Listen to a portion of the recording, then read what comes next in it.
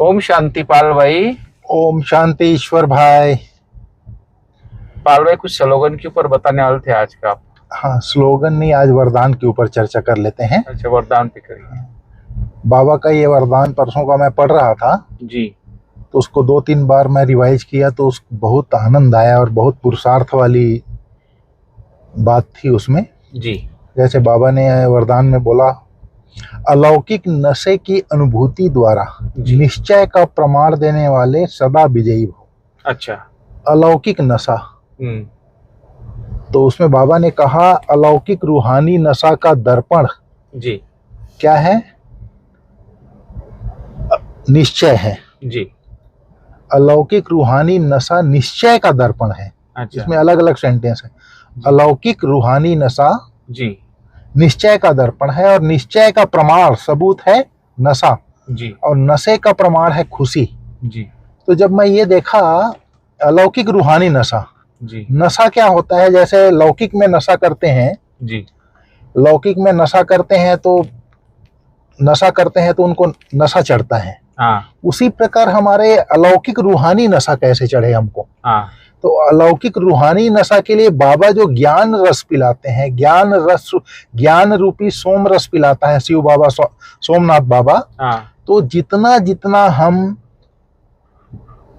सोमनाथ बाबा का सोमपान करेंगे, अर्थात ज्ञान रस का श्रवण करेंगे और उसको बुद्धि में धारण करेंगे, जी। तब उसका नशा हमको चढ़ेगा। अच्छा। जब हमको ज्ञान रूपी सोम रस को बुद्धि में धारण करेंगे, हाँ जैसे पिछले संडे की मुरली में बाबा ने कहा था बुद्धि स्टॉक है। जी।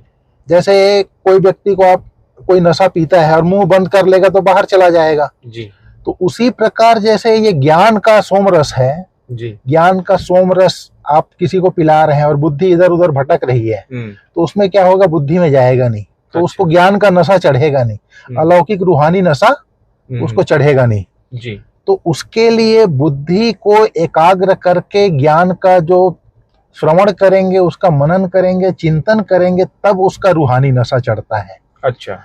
अब जब ज्ञान को अंदर बुद्धि में धारण कर लेंगे तब उसके ऊपर निश्चय बैठता है। अच्छा।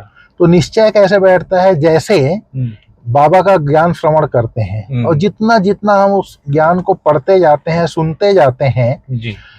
मुरली सुनना अर्थात एक तरह का परमात्मा से बात करना है। अच्छा।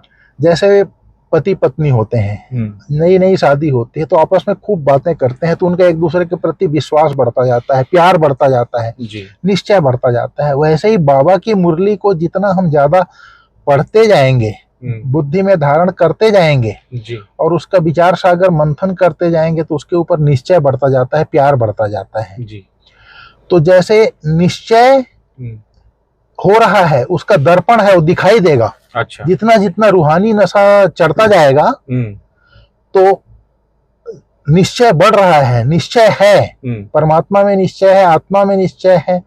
जो 4 बातें बाबा ने बताई है, ब्राह्मण परिवार में निश्चय है, ड्रामा में निश्चय है, तो इसका दर्पण दिखाई है, दर्पण है निश्चय। अच्छा। अगर आपको निश्चय हो रहा है तो अलौकिक रूहानी नशा का दर्पण है निश्चय जी। और निश्चय है, उसका सबूत है, प्रमाण है, उसको नशा रहेगा। अच्छा।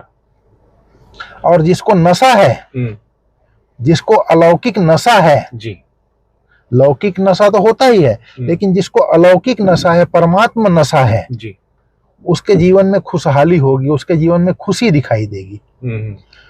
तो ये चीज बाबा ने आज कही है, अलौकिक नशे में जो रहेगा उसका निश्चय दिखाई देगा, निश्चय दर्पण है उसका।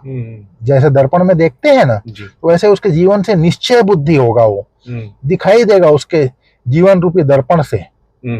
और निश्चय का प्रमाण है नशा, वो नशे में रहेगा। तो बाबा ने बोला जिसको नशा है, नशा है वो आत्मिक स्वरूप का नशा, अलौकिक जीवन, ये ब्राह्मण जीवन अलौकिक जीवन है हमारा, संगम युगी ब्राह्मण जीवन।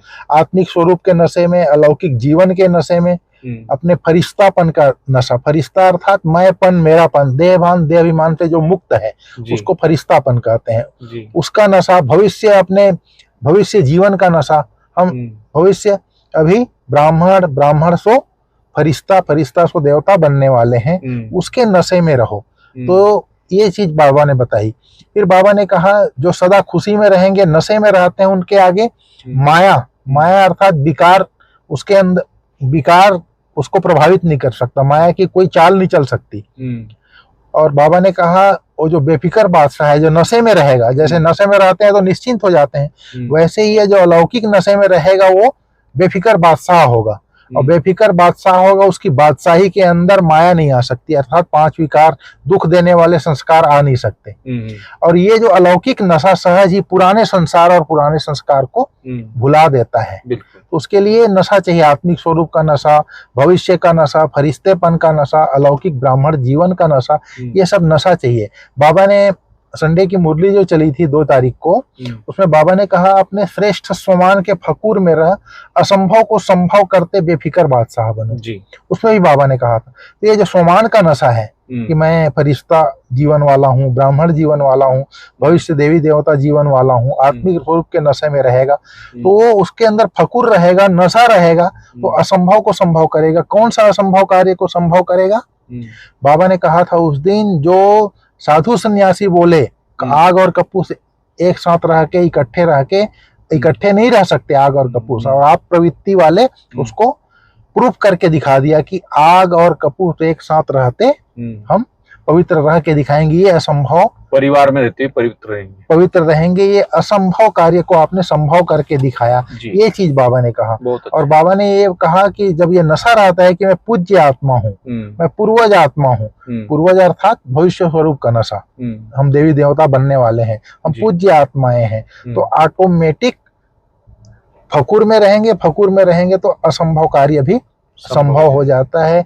ये अलौकिक रूहानी नशा निश्चय का दर्पण है, और निश्चय का प्रमाण है नशा, सबूत है उसका, और नशे का प्रमाण है खुशी। तो ये बाबा ने बहुत गूढ़ बातें कही। अगर इसको व्यक्ति याद करके रखे और साथ साथ उसको मनन करे, चिंतन करे, बार बार स्मृति में लाए और उसके ऊपर पुरुषार्थ करे, तो बहुत, मतलब इसमें 5 स्वरूप का ड्रिल भी बता दिया ना बाबा ने, स्वदर्शन चक्र भी घुमा दिया। तो स्वदर्शन चक्र ऑटोमेटिक माया को गला काट देता है जी, माया जीत बना देता है। तो ये सारी बातें हैं पुरुषार्थ की इसमें।